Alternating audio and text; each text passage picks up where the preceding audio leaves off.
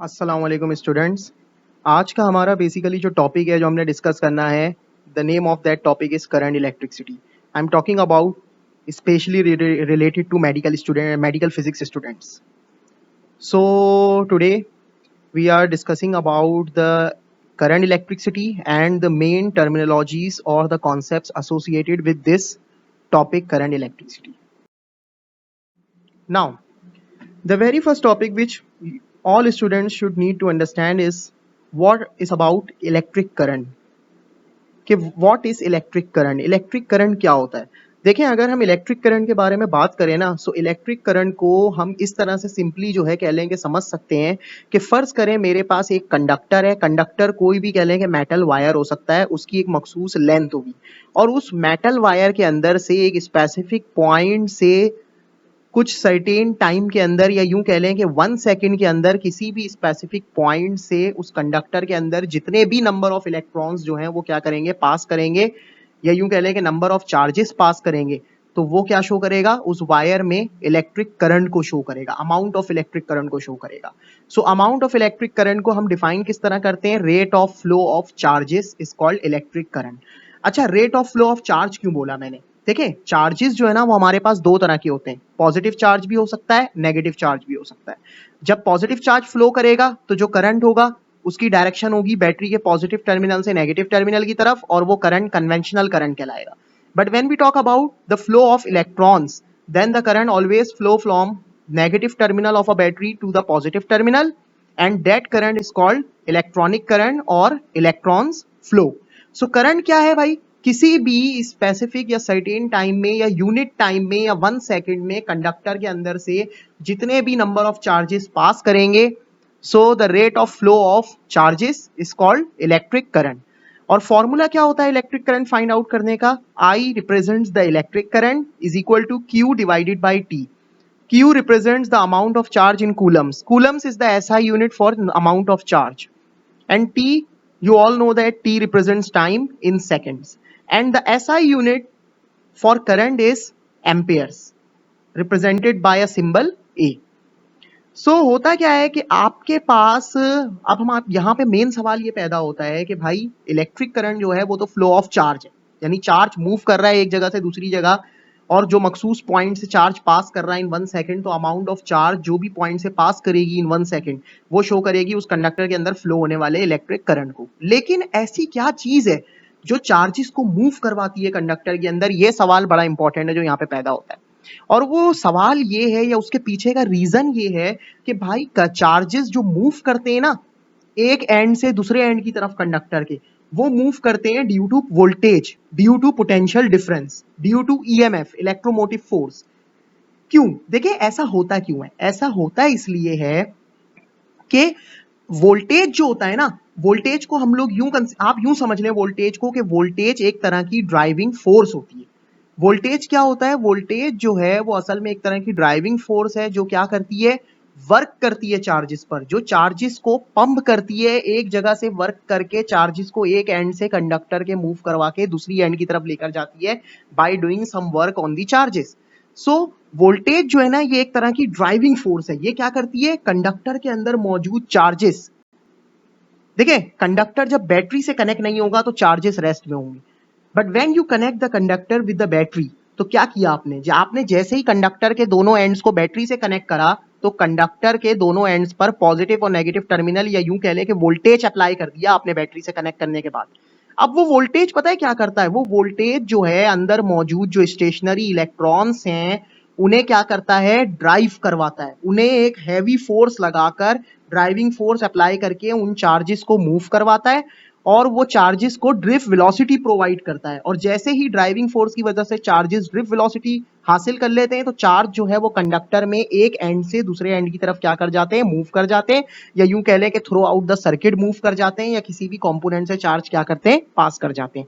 So the main reason for the flow of charge is the applied voltage, कि आपने voltage जो apply किया है वो है main reason, because voltage is the driving force which provides drift velocity to the charges, and after gaining the drift velocity the charges starts to move throughout the conductor, component और circuit. So voltage को अगर हम कह लें कि conceptually define करें, सो it is defined as work done in driving unit charge across the complete circuit और component. देखिए वोल्टेज मैंने अभी आपको बताया ना ड्राइविंग फोर्स है, और फोर्स हमेशा क्या करती है, वर्क डन करती है, हमेशा वर्क करती है फोर्स ऑब्जेक्ट पर, और ऑब्जेक्ट क्या करता है, मूव करता है। अब हमारे केस में ऑब्जेक्ट हैं इलेक्ट्रॉन्स, और इलेक्ट्रॉन्स पे जब वोल्टेज ड्राइविंग फोर्स लगा रहा है तो इसका मतलब इलेक्ट्रॉन्स मूव कर रहे हैं, it means some kind of work done takes place. अब होता क्या है कि जब आपने कंप्लीट सर्किट या कंप्लीट कंपोनेंट के अक्रॉस चार्ज को, यूनिट चार्ज यानी 1 कूलम चार्ज को ड्राइव करवाने के लिए जो वर्क डन किया, तो वो वोल्टेज कहलाता है। अब आपने समझना यहां पर, देखिए दो मेन चीजों के बीच में डिस्टिंग्विश करना आना चाहिए आपको, और बच्चों को मोस्टली यहां पे मसला ये होता है कि बच्चे ईएमएफ इलेक्ट्रोमोटिव फोर्स और पोटेंशियल डिफरेंस के बीच में फर्क नहीं कर पाते। तो इसको याद रखने का सिंपल सा तरीका ये है कि अगर आप चार्ज को, यानी कह लें कि आप चार्जेस पर वर्क डन करके उसे अक्रॉस कंप्लीट सर्किट मूव करवा रहे हैं चार्जेस को, सो जो वोल्टेज आपने अप्लाई किया होगा वो ईएमएफ कहलाएगा। इसकी एग्जांपल इस तरह लें कि आपके पास एक सर्किट है, आपने सर्किट के अंदर बैटरी लगा दी, तो बैटरी क्या करती है, बैटरी जो है वो पूरे सर्किट के अंदर चार्जेस को मूव करवाती है। सो इसका मतलब पता है क्या हुआ, इसका मतलब ये हुआ कि बैटरी जो है वो वोल्टेज अप्लाई कर रही है और सर्किट के अंदर चार्जेस को मूव करवा रही है, तो बैटरी का जो वोल्टेज होगा वो ईएमएफ यानी इलेक्ट्रोमोटिव फोर्स कहलाएगा। अब इसी तरह हम क्या करते हैं, फर्ज करें आपके पास एक बल्ब है, आपने उस बल्ब को बैटरी के टर्मिनल से कनेक्ट किया, तो बल्ब जो होता है ना, बल्ब के अपने भी दो टर्मिनल्स होते हैं जिसपे दो वायर बंधे होते हैं। तो जैसे ही आप बैटरी के टर्मिनल से बल्ब को कनेक्ट करते हैं तो बल्ब के अपने टर्मिनल पर चार्जेस क्रिएट हो जाते हैं, या यूं कह लें कि पोटेंशियल डिफरेंस क्रिएट होता है, या यूं कह लें वोल्टेज क्रिएट हो जाता है बल्ब के अपने टर्मिनल्स पर। और जैसे ही बल्ब के अपने टर्मिनल्स पे वोल्टेज क्रिएट होता है, तो वो वोल्टेज क्या करता है, बल्ब के अंदर आपके पास मेटल फिलामेंट लगा होता है, उसके अंदर चार्जेस के ऊपर ड्रिफ्ट क्या करता है, ड्राइविंग फोर्स अप्लाई करके वर्क डन परफॉर्म करके चार्जेस को क्या करता है, थ्रू आउट द बल्ब क्या करवा देता है, मूव करवा देता है। So bulb is a component. तो आपने ये याद रखना है कि अगर किसी कॉम्पोनेंट के अक्रॉस चार्ज फ्लो करेगा, सो जो वोल्टेज होगा वो क्या कहलाएगा, पोटेंशियल डिफरेंस। वोल्टेज हम हमेशा वोल्ट्स में मेजर करते हैं। अब हमारे पास जो है ना, जो मोस्ट इंपॉर्टेंट चीज है वो है ओम्स लॉ। ओम्स लॉ ने क्या किया था भाई, ओम्स लॉ ने हमें करंट और वोल्टेज के बीच में एक रिलेशनशिप बताया था। सबसे पहले हम इसके स्टेटमेंट को स्टडी करते हैं। देखें, ओम्स लॉ का जो स्टेटमेंट है वो सिंपल ये कहता है कि किसी भी कंडक्टर के अंदर से पास होने वाला जो करंट है वो डायरेक्टली प्रोपोर्शनल होता है उस कंडक्टर के एंड्स पर अप्लाई हुए हुए वोल्टेज के। इसका मतलब देखें यहां पर इस बड़ी अहम बात यह है कि यहां पर आपको दो चीजों के बीच में डिस्टिंग्विश करना आना चाहिए, वो ये कि भाई वोल्टेज जो है वो इंडिपेंडेंट है यहाँ पे, और करंट जो है वो डिपेंडेंट है, क्योंकि करंट वोल्टेज पे डिपेंड कर रहा है। इसका मतलब अगर आप बहुत हैवी वोल्टेज अप्लाई करेंगे कंडक्टर के अक्रॉस, तो ज्यादा ड्राइविंग फोर्स लगेगी चार्जेस पर और चार्जेस मूव करना शुरू हो जाएंगे तेजी से। मैं बात कर रहा हूं कंडक्टर की यहाँ पे। इसी तरह अगर आप कंडक्टर के अक्रॉस कह लेंगे लो वोल्टेज अप्लाई करेंगे तो ड्राइविंग फोर्स कम होगी, और आपके जो चार्जेस हैं उनकी कह लो कि अमाउंट ऑफ चार्जेस जो फ्लो कर रहे होंगे वो भी क्या हो जाएगी, कम हो जाएगी। लेकिन ओम्स लॉ की एक कंडीशन ये है कि जो फिजिकल स्टेट है आपके कंडक्टर की वो कांस्टेंट रहनी चाहिए, यानी ये देखना है आपने कि आपके कंडक्टर का टेम्परेचर इतना ना बढ़ जाए कि आपका कंडक्टर सॉलिड से लिक्विड बन जाए, क्योंकि अगर कंडक्टर सॉलिड से लिक्विड बन गया तो भाई उसके तो अंदर इंटरनल अरेंजमेंट या इंटरनल स्ट्रक्चर चेंज हो गया ना उसका। तो आपने इस चीज का ध्यान रखना है कि फिजिकल कंडीशन और physical state of a conductor remains constant और सेम। सो ओम्स लॉ का जो फॉर्मूला है वो असल में है हमारे पास V is equal to I R, या I is equal to V divided by R। I is the electric current represents in amperes, V is the voltage represent in volts, and R is the resistance represents in ohms. So Ohm's law की दो limitation है। सबसे पहली most important limitation ये है कि Ohm's law is only valid for metallic conductors. ये सिर्फ और सिर्फ मेटालिक कंडक्टर्स के लिए वैलिड है, नॉन मेटालिक कंडक्टर्स के लिए ये वैलिड नहीं है। और सेकंड थिंग कि भाई मैंने आपको बताया प्रीवियस स्लाइड में कि भाई फिजिकल स्टेट जो है कंडक्टर की वो क्या रहनी चाहिए, सेम रहनी चाहिए। नाउ अब हम बात करते हैं रेजिस्टेंस के बारे में। देखिए रेजिस्टेंस क्या है, असल में रेजिस्टेंस जो है वो इलेक्ट्रिसिटी की दुनिया में एक तरह की फ्रिक्शन फोर्स है। रेजिस्टेंस क्या करती है, जब चार्ज ड्राइविंग फोर्स लगने के बाद जब चार्ज मूव करना शुरू करते हैं ना कंडक्टर के अंदर से, तो कंडक्टर के अंदर से मूव होने की वजह से चार्ज क्या करते हैं, चार्ज इंटरनल एटम जो होते हैं कंडक्टर के उनसे टकराते हैं। जब चार्जेस या इलेक्ट्रॉन्स इंटरनल एटम से टकराते हैं तो फास्ट मूविंग इलेक्ट्रॉन कोलाइड करने के बाद इंटरनल एटम से अपनी एनर्जी उन इंटरनल एटम को दे देते हैं और इंटरनल एटम क्या हो जाते हैं, हीट अप होना शुरू हो जाते हैं। और इलेक्ट्रॉन ने जब अपनी एनर्जी इंटरनल एटम को दी तो इलेक्ट्रॉन खुद रेस्ट में आ गया, स्लो डाउन हो गया। तो इसका मतलब फ्लो ऑफ चार्ज क्या हो गया, रिड्यूस होना शुरू हो गया।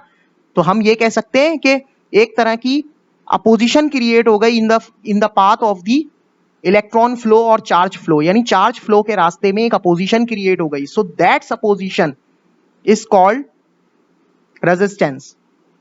और अगर आप मैथमेटिकली डिफाइन करें ओम्स लॉ के फॉर्मूले से तो resistance is the ratio of voltage to current, यानी voltage divided by current gives you resistance. Resistance हम हमेशा मेजर करते हैं ओम्स के अंदर। अब हमारे पास जो है ना मेन चीज जो हमने देखनी है वो ये कि भाई टाइप्स ऑफ करंट। देखिए हमारे पास जो है ना, मैंने आपको अभी सबसे शुरू में लेक्चर के शुरू में बताया कि चार्ज फ्लो के बेसिस पर, फ्लो ऑफ चार्ज की बेसिस पर करंट की दो टाइप्स है। पॉजिटिव चार्ज फ्लो करेगा तो conventional current, negative charge flow करेगा तो इलेक्ट्रॉनिक करंट और इलेक्ट्रॉन फ्लो। लेकिन जब हम बात करें करंट की, कह लो कि on the basis of direction, तो करंट की दो टाइप्स आ जाती हैं जो कि है DC current, direct current, and the second is alternating current, AC current. So the first is DC current. DC current क्या होता है? DC current is the current which flow in only one direction.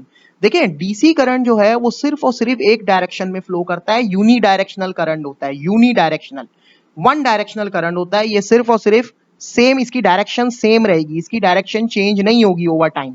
इसकी direction with respect to, और चलो कि over time जैसे जैसे वक्त गुजरता रहेगा इसकी डायरेक्शन हमेशा क्या रहती है, कांस्टेंट रहती है। इसीलिए हम कहते हैं direct currents are unidirectional current or the current that flows in only one direction. But when we talk about alternating current, तो AC करंट जो होता है ना, AC करंट में क्या होता है, फ्लक्चुएशन होती है।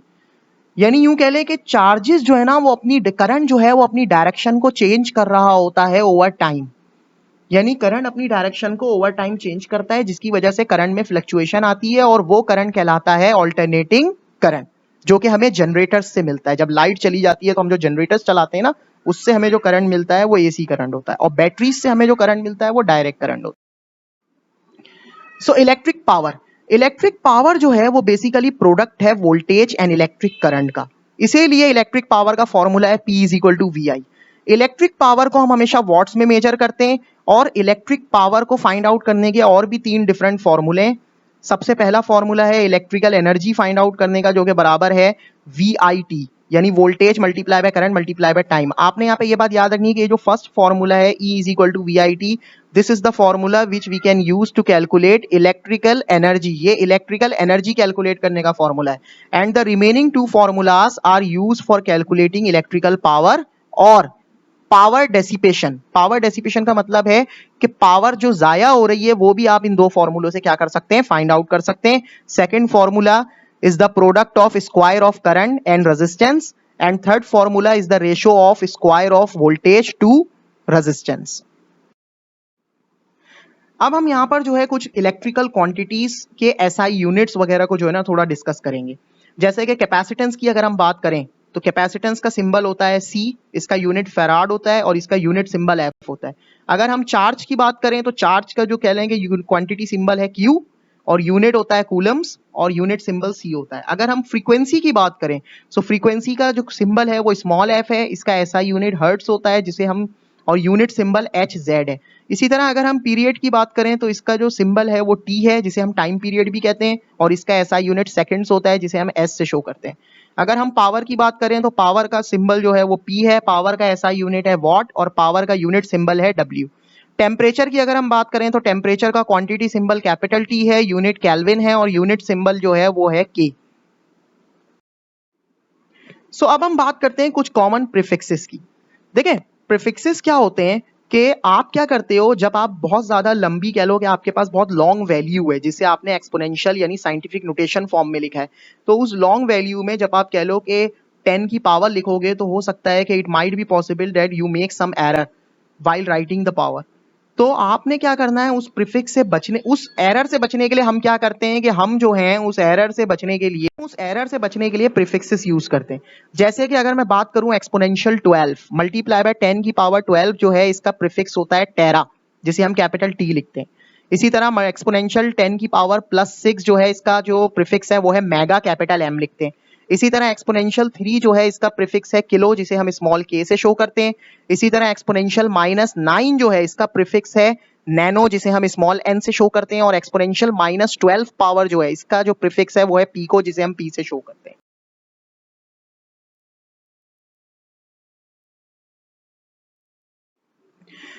अब हम बात करते हैं सिंपल सर्किट की। देखिए में एक जो सिंपल सर्किट होता है ना, इसके 4 मेन कंपोनेंट्स होते हैं। सबसे पहला और मोस्ट इंपॉर्टेंट मेन कंपोनेंट जो है वो होता है इसकी ये जो आपके पास सिंपल सर्किट होता है ना, इस सिंपल सर्किट के 4 मेन कंपोनेंट हैं। सबसे पहला और मोस्ट इंपॉर्टेंट कंपोनेंट है आपका बैटरी। बैटरी जो है ये एक तरह की पावर सोर्स होती है। जैसे इंसानी जिस्म में दिल काम कर रहा होता है ना, उसी तरह सर्किट का दिल जो है वो बैटरी है। बैटरी जो है वो मेन पावर सोर्स है, क्योंकि बैटरी ही क्या करेगी, आपके throughout the circuit charges को पंप करवाएगी, चार्जेस को ड्राइव करवाएगी by applying some driving force. Second main component होता है आपके कंडक्टिंग वायर्स। कंडक्टिंग वायर्स हम मोस्टली कॉपर के ही यूज करते हैं, because copper contains a lot of free electrons, mobile electrons, and those lot of free और mobile electrons makes the copper a good conductor. और हमारे पास जो है कंपोनेंट लगा होता है, जिसे मैंने यहाँ पे रेक्टेंगल से शो किया है। This is the symbol for circuit, symbol for resistance. तो ये रेजिस्टेंस इज अ कंपोनेंट। तो और जो हमारे पास चौथा मेन कंपोनेंट है वो है स्विच, जो यहाँ पे डायग्राम में मेंशन नहीं हुआ लेकिन स्विच का काम होता है सर्किट को ओपन और क्लोज करना, यानी करंट को ऑन ऑफ करना सर्किट के अंदर। अच्छा, सर्किट क्या कह लें कि एक एनालॉग होता है, यानी बिल्कुल आप सर्किट की ही तरह का कह लो कि एक एनालॉगस जो है ना सर्किट आप जो है यूज करते हो, जो कि वाटर बेस्ड एनालॉगी कहलाती है। यानी जैसे हम अपने घर की टंकियों में पानी जो भरते हैं, होता क्या है कि आपने क्या किया, आपको पानी अगर टंकी में चढ़ाना है घर की कह लें कि टंकी या टैंक को फिल करना है, so you need some sort of pumping source, and that pumping source is the motor, electric motor. जब आप इलेक्ट्रिक मोटर को चलाते हैं तो इलेक्ट्रिक मोटर के अंदर पंप लगा होता है। वो पंप क्या करता है, पानी को खींचकर थ्रू आउट द पाइप्स पानी को मूव करवा के आपके डेस्टिनेशन यानी टैंक्स या टंकी तक क्या करता है, पहुंचा देता है।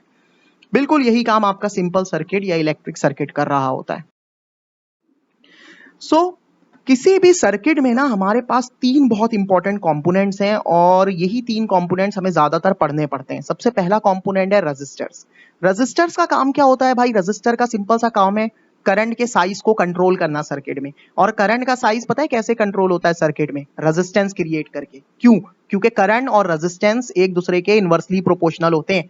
अगर आपका करंट बढ़े, रेजिस्टेंस बढ़ेगी सर्किट की तो करंट कम हो जाएगा, अगर रेजिस्टेंस सर्किट की कम हो जाएगी तो करंट बढ़ जाएगा। तो इसका मतलब हम क्या कर रहे हैं, रेजिस्टर्स के जरिए सर्किट में रेजिस्टेंस क्रिएट करके सर्किट के अंदर फ्लो करने वाले करंट के साइज को कंट्रोल कर रहे हैं।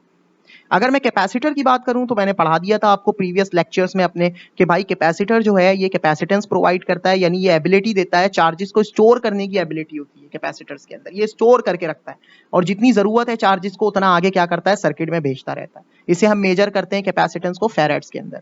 अगर मैं इंडक्टर्स की बात करूं तो इंडक्टर्स क्या करते हैं, इंडक्टर्स इंडक्टेंस प्रोवाइड करते हैं, यानी यूं कह लें कि एनर्जी को स्टोर करते हैं इन the form of magnetic field, और हम इंडक्टेंस को मेजर करते हैं इन हेनरी। रेजिस्टर जो हैं वो सर्किट में जब हम कनेक्ट कर रहे होते हैं तो हमारे पास 2 तरह के मेन कॉम्बिनेशंस हैं रेजिस्टर्स को कनेक्ट करने का। सबसे पहला मेन कॉम्बिनेशन है सीरीज कॉम्बिनेशन। सीरीज कॉम्बिनेशन की अगर हम बात करें तो आपने फर्ज करें 3 रजिस्टर, आपने फर्ज करें 10 रजिस्टर, या आपने 11, 12, 100 रजिस्टर आपने एक साथ लगा दिए, तो जो इक्विवेलेंट रेजिस्टेंस या टोटल रेजिस्टेंस फाइंड करने का जो फॉर्मूला होगा वो होगा R1 plus R2 plus R3। यानी आप क्या करेंगे, सारी रेजिस्टेंसेस के इंडिविजुअल रेजिस्टेंसेस को ओवरऑल सम करेंगे तो आपको टोटल या इक्विवेलेंट रेजिस्टेंस मिल जाएगी। इसका मतलब ये हुआ कि सीरीज कॉम्बिनेशन में हमेशा रेजिस्टेंस क्या होती है, बढ़ जाती है, टोटल रेजिस्टेंस हमेशा ज्यादा आती है। सीरीज कॉम्बिनेशन में क्या होता है कि करंट हमेशा सेम रहता है, because there is only one path for the flow of current, but voltage divides in series combination.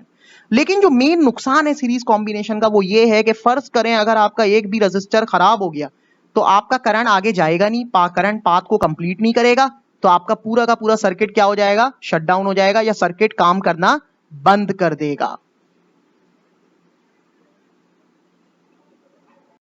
Now the second combination for connecting resistors is parallel. अब यहां पर सवाल ये पैदा होता है कि जब आप पैरेलल में रेजिस्टर्स को कंबाइन करते हैं ना, तो मेन कह लें कि डिफरेंस क्या आता है फ्रॉम सीरीज। देखें पैरेलल में क्या होता है कि हमारे पास वोल्टेज जो होता है वो सेम रहता है, लेकिन करंट क्या होता है, डिवाइड होता है। जबकि प्रीवियस स्लाइड में मैंने सीरीज में ये बताया था आपको कि आपका जो करंट है वो सेम रहता है, वोल्टेज डिवाइड होता है। But when we talk about parallel, so in parallel combination voltage remains constant but current divides. So होता क्या है कि जब आप रेजिस्टर्स को पैरेलल में कनेक्ट करते हैं तो जो टोटल रेजिस्टेंस होती है वो निकालने का फॉर्मूला होता है, या उसे फाइंड टोटल रेजिस्टेंस या इक्विवेलेंट रेजिस्टेंस फाइंड आउट करने का फॉर्मूला होता है 1/R is equal to 1/R1 plus 1/R2 plus 1/R3। यानी आप क्या करते हैं, जितने भी रेजिस्टर्स पैरेलल में कनेक्ट हैं उन सब रेजिस्टर्स को की वैल्यूज को रेसिप्रोकल करके उसका सम कर देते हैं। अब पैरेलल कॉम्बिनेशन में रेजिस्टर्स को कनेक्ट करने का जो सबसे मेन फायदा होता है ना, वो ये होता है कि भाई पैरेलल कॉम्बिनेशन में करंट के फ्लो करने के एक से ज्यादा रास्ते होते हैं। इसलिए अगर एक रेजिस्टर भी खराब हो जाए सर्किट के अंदर तो आपके पूरा का पूरा सर्किट जो है वो प्रॉपर्ली अपना काम कर रहा होता है। यानी एक कंपोनेंट खराब होने से दूसरे कंपोनेंट नहीं रुकते, दूसरे कंपोनेंट अपना काम जो है वो as per usual their requirement वो क्या कर रहे होते हैं, they perform their working. But when we talk about the series combination, तो सीरीज में मैंने आपको ये बताया था कि जब एक रेजिस्टर खराब हो जाए या एक कंपोनेंट खराब हो जाए तो होल सर्किट जो है वो अपनी काम को क्या कर देता है, बंद कर देता है। लेकिन पैरेलल में करंट के फ्लो करने के एक से ज्यादा रास्ते होते हैं, इसलिए अगर एक कंपोनेंट भी खराब हो जाए सर्किट का तो दूसरे कंपोनेंट अपना काम करते रहते हैं। अब अगर हम बात करें साइनोसॉइडल क्वांटिटीज की, तो साइनोसॉइडल क्वांटिटीज के बारे में हमें सिर्फ इतना याद रखना है कि भाई साइनोसॉइडल क्वांटिटीज वो क्वांटिटीज होती हैं जो अपनी डायरेक्शंस को क्या करती हैं, विद रिस्पेक्ट टू टाइम या ओवर टाइम पीरियड क्या करती हैं, चेंज करती रहती हैं। तो साइनोसॉइडल क्वांटिटीज का जो ग्राफ है वो कुछ इस तरीके का बनता है जैसा कि स्क्रीन पे शो हो रहा है, और ये वो क्वांटिटीज होती हैं जो क्या करती हैं, जो अपनी वैल्यू को या अपनी डायरेक्शन को ओवर टाइम क्या करती हैं, चेंज करती हैं। अगर हम साइनोसॉइडल क्वांटिटी की बात करें तो हमारे पास जो ऑल्टरनेटिंग करंट होता है ना, AC current is a sinusoidal quantity, क्योंकि एसी करंट का जो ग्राफ है वो इस तरीके की वेव बनती है जो स्क्रीन पे शो हो रही है, और इसे साइनोसॉइडल हम इसलिए कहते हैं कि ये जो ग्राफ होता है ना, ये ट्रिग्नोमेट्रिक फंक्शन होता है जो कि कहलाता है साइन थीटा का जो ग्राफ है वो बिल्कुल इसी तरीके का ग्राफ बनता है जो स्क्रीन पे शो हो रहा है। और यही जो यानी कह लें कि यही ग्राफ जो है ये साइनोसॉइडल क्वांटिटीज को रिप्रेजेंट करता है, और ऑल्टरनेटिंग करंट यानी कि एसी करंट जो है वो एक साइनोसॉइडल क्वांटिटी है। क्यों? क्योंकि एसी करंट की विद रिस्पेक्ट टू टाइम या ओवर टाइम पीरियड डायरेक्शन क्या होती है, चेंज होती है। सो डायरेक्शन पॉजिटिव और नेगेटिव होती रहती है। तो आपने ये याद रखना है कि length of time between corresponding point in successive cycle is called period. सही है? यानी यूं कह लें कि आपके पास पूरा एक साइकिल कंप्लीट कब होगी, जब आपके पास एक अपर और एक लोअर पार्ट मिलेगा साइनोसॉइडल ग्राफ का, तो आपके पास एक साइकिल कंप्लीट होती है, और एक साइकिल की जो लेंथ है वो टाइम पीरियड कहलाती है। और टाइम पीरियड का रेसिप्रोकल जो है वो फ्रीक्वेंसी होता है, जैसा कि फॉर्मूला शो हो रहा है, F is equal to 1 divided by time. और फ्रीक्वेंसी को हम डिफाइन कैसे करते हैं? फ्रीक्वेंसी को हम डिफाइन करते हैं नंबर ऑफ साइकिल्स पर सेकंड, यानी एक सेकंड में कितने नंबर ऑफ साइकिल्स या कितनी वाइब्रेशंस या कितनी ऑसिलेशंस कंप्लीट हुई हैं वो शो करेगा फ्रीक्वेंसी को, जिसे हम स्मॉल एफ से क्या करते हैं, रिप्रेजेंट। अगर हम सर्किट सिंबल्स की बात करें तो ये स्क्रीन पे कुछ सर्किट सिंबल्स शो हो रहे हैं, जैसा कि वायर जो है, वायर या कंडक्टर, उसका जो सर्किट सिंबल है वो हॉरिजॉन्टल लाइन होती है। इसी तरह रजिस्टर का जो सर्किट सिंबल है वो रेक्टेंगुलर बॉक्स होता है। वेरिएबल रजिस्टर का जो कह लें कि सर्किट सिंबल है वो रेक्टेंगुलर बॉक्स होता है और उसमें एरो मौजूद होता है। स्विच का जो है वो शो हो रहा है सर्किट सिंबल। इंडक्टर का सर्किट सिंबल जो है वो कॉइल की फॉर्म में होता है। तो आप कैपेसिटर का सर्किट सिंबल जो है वो दो पैरेलल लाइंस होती हैं। सो आपने ये सर्किट सिंबल्स याद रखने हैं। क्यों? क्योंकि अगर एग्जामिनर आपको कह देगा सर्किट ड्रॉ करने के लिए कि भाई आपके पास दो कैपेसिटर हैं, सीरीज में कनेक्ट करके दिखाएं, तो आपको सर्किट सिंबल को यूज करते हुए क्या करना पड़ेगा, सर्किट को ड्रॉ करना पड़ेगा। तो सर्किट सिंबल्स आपको क्या करने, याद रखने। अब हम बात करते हैं सेल्स एंड बैटरीज के बारे में। भाई हम सबको ये चीज पता है कि सेल्स और बैटरीज जो हैं they are the power source. Cells और बैटरीज क्या करते हैं, पावर प्रोवाइड करते हैं, या यूं कह लें कि सर्किट में जब हम सेल या बैटरी को कनेक्ट करते हैं तो हमें सेल्स और बैटरीज क्या करती है, वोल्टेज प्रोवाइड करती हैं। और वोल्टेज क्या करता है, वोल्टेज एक तरह की ड्राइविंग फोर्स है जो थ्रू आउट द सर्किट क्या करती है, चार्जेस या इलेक्ट्रॉन्स को मूव करवाती है। सो अगर हम बात करें सेल्स एंड बैटरीज में सबसे पहले सेल्स की, तो हम बात करेंगे प्राइमरी सेल्स की। भाई प्राइमरी सेल्स सिंपल वो सेल्स होते हैं जिन्हें चार्ज करने की जरूरत नहीं पड़ती। जैसे आपके पास डबल ए बैटरी जो होती है ना, जो सिंपल सेल्स हैं जो हमारे रिमोट्स वगैरह में डलते हैं, उन्हें हमें चार्ज करने की जरूरत नहीं होती। So they are called primary cells. Primary cells जो हैं फ्लैट हो जाते हैं। फ्लैट का मतलब कि इनकी बैटरी जो है कह लें कि इनकी प्राइमरी सेल्स की बैटरी लो हो जाती है जब उसमें केमिकल रिएक्शन इक्विलिब्रियम पे पहुंच जाता है। इक्विलिब्रियम का मतलब ये है कि आपके पास जो है, ठीक है, केमिकल रिएक्शन में रेट ऑफ फॉरवर्ड और रेट ऑफ बैकवर्ड रिएक्शन क्या होता है विद इन द सेल, जब इक्वल हो जाता है, एक दूसरे के बराबर हो जाते हैं, तो बैटरी क्या हो जाती है, बैटरी फ्लैट हो जाती है। यानी क्योंकि उसमें अब आगे कोई केमिकल रिएक्शन होगा नहीं, तो बैटरी की पावर क्या हो जाती है, लो हो जाती है, इसीलिए वो सेल खत्म हो जाता है, फिर आपको उसे फेंकना पड़ जाता है। अच्छा, जो प्रोडक्ट होता है वो स्लोली माइग्रेट कर रहा होता है इलेक्ट्रोड से, और जो साइड रिएक्शन है वो क्या ले कि वो साइड रिएक्शन जो है उस प्रोडक्ट्स को क्या कर रहे होते हैं, कंज्यूम कर रहे होते हैं। यानी सेल के अंदर रिएक्शन चल रहे होते हैं, क्योंकि जो आपके पास प्राइमरी सेल होता है उसमें केमिकल रिएक्शंस जो है ना वो कह लें कि कैरी आउट हो रहे होते हैं। तो इलेक्ट्रोड से जो प्रोडक्ट माइग्रेट कर रहा होता है, स्लोली जो प्रोडक्ट्स निकल रहे होते हैं, वो साइड रिएक्शंस जो सेल्स के अंदर चल रहे हैं वो क्या करते हैं, उसे कंज्यूम करते हैं। अगर हम प्राइमरी सेल में यानी कह लें कि एग्जाम्पल को यानी किसी सेल को स्टडी करना चाहें, तो सबसे पहला कह लें कि जो आसान एक हमारे पास जो सिंपल सेल है जिसे हम स्टडी कर सकते हैं वो है zinc carbon dry cell. Zinc carbon dry cell जो है ना, इसमें हमारे पास जो फर्स्ट मास प्रोड्यूस्ड होता है और जो वाइडली यूज्ड होता है, कह लें कि आपके यूं कह लें कि बेसिकली जो जिंक कार्बन ड्राई सेल है ये कह लें कि बहुत ही widely use small scale source of electrical energy है। यानी आप यूं समझे कि ये सबसे ज्यादा यूज होता है जिंक कार्बन ड्राई सेल, और ये कह लें कि एक स्मॉल स्केल पर सोर्स ऑफ इलेक्ट्रिकल एनर्जी है। अगर हम बात करें zinc carbon electrode, zinc carbon dry cell की, तो दिखने में कुछ इस तरीके का होता है, स्क्रीन पे शो हो रहा है zinc carbon dry cell. Zinc carbon dry cell में होता क्या है कि हमारे पास एक इलेक्ट्रोलाइट होता है जो कि जिंक क्लोराइड के मॉइस्ट बेस, जिंक क्लोराइड और अमोनियम क्लोराइड के मॉइस्ट बेस पर कंसिस्ट होता है या कंपोस्ट होता है, और वो जो इलेक्ट्रोलाइट है वो वर्क कर रहा होता है as a salt bridge, as the salt bridge, वो सॉल्ट ब्रिज के तौर पे वर्क कर रहा होता है। जैसा कि आप देख सकते हैं कि स्क्रीन पे शो हो रहा है अमोनियम क्लोराइड और जिंक क्लोराइड का कह लें कि पेस्ट है, मॉइस्ट पेस्ट, और यही पेस्ट जो है ये इलेक्ट्रोलाइट के तौर पे क्या कर रहा होता है, एक्ट कर रहा होता है इन द सेल। अब हमारे पास जो एक नया सेल होता है वो तकरीबन 1.5 वोल्ट जो है वोल्टेज प्रोड्यूस कर रहा होता है, और ये वोल्टेज जो है वो सिग्निफिकेंटली आहिस्ता आहिस्ता खत्म होता रहता है। जैसे जैसे आप सेल को जितना ज्यादा यूज करते रहेंगे तो क्या होता रहेगा, सेल की पावर क्या होती रहेगी, खत्म होती रहेगी। तो वोल्टेज जो कि 1.5 वोल्ट सेल प्रोवाइड कर रहा है वो वोल्टेज डिमिनिश होने लगेगा, खत्म होने लगेगा।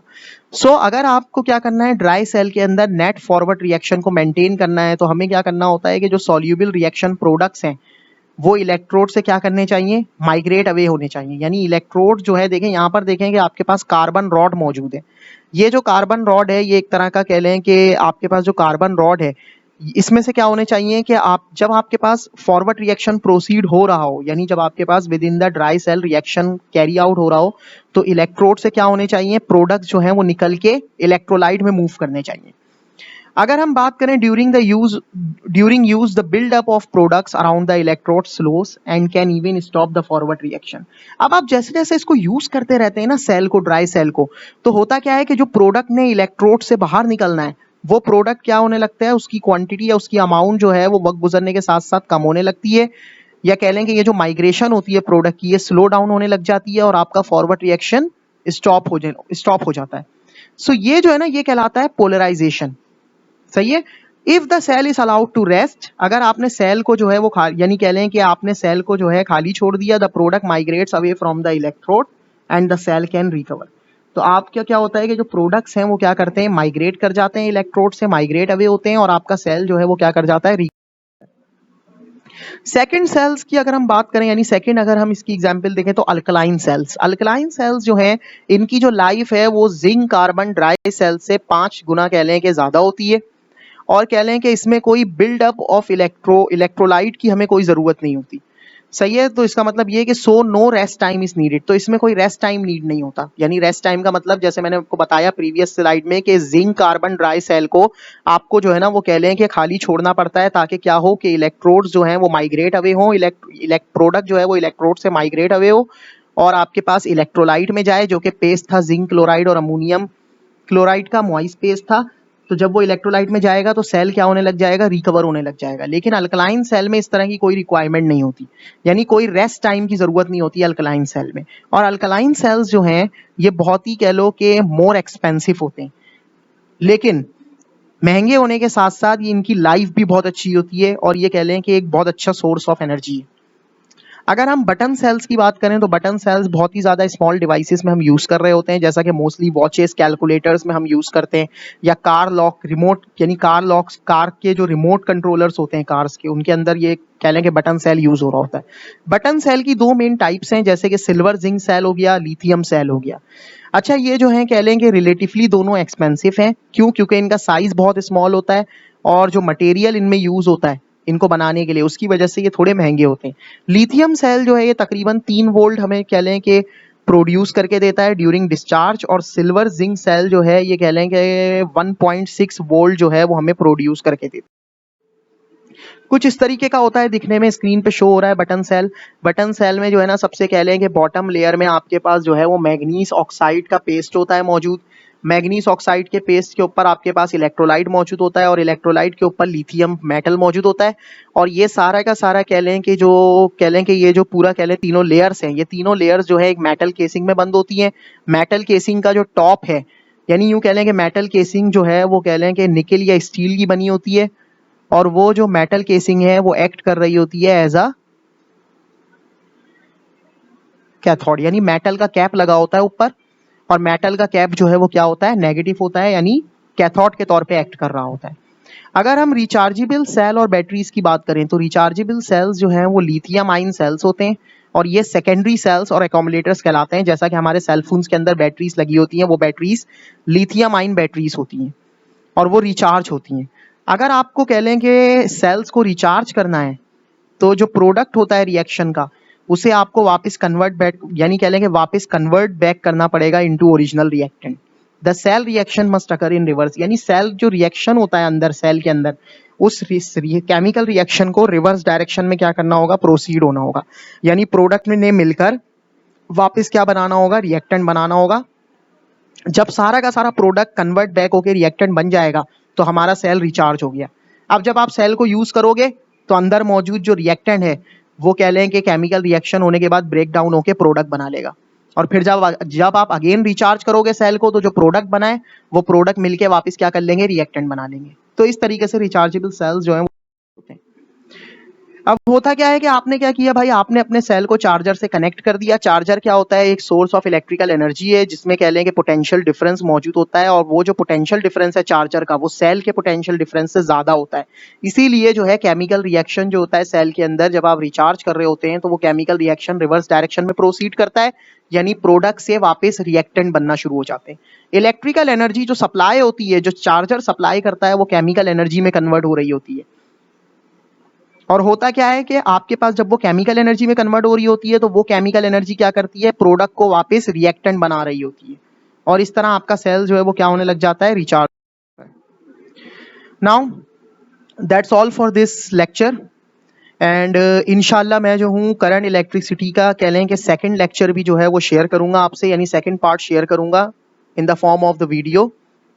सो पहले पार्ट में हमने जो है बेसिकली सेल्स एंड बैटरीज तक ही स्टडी करना था। So this is all for today in this lecture. So thank you guys. If you have any queries, then comment me, and also like my video and share my video. Thank you, and subscribe to my channel.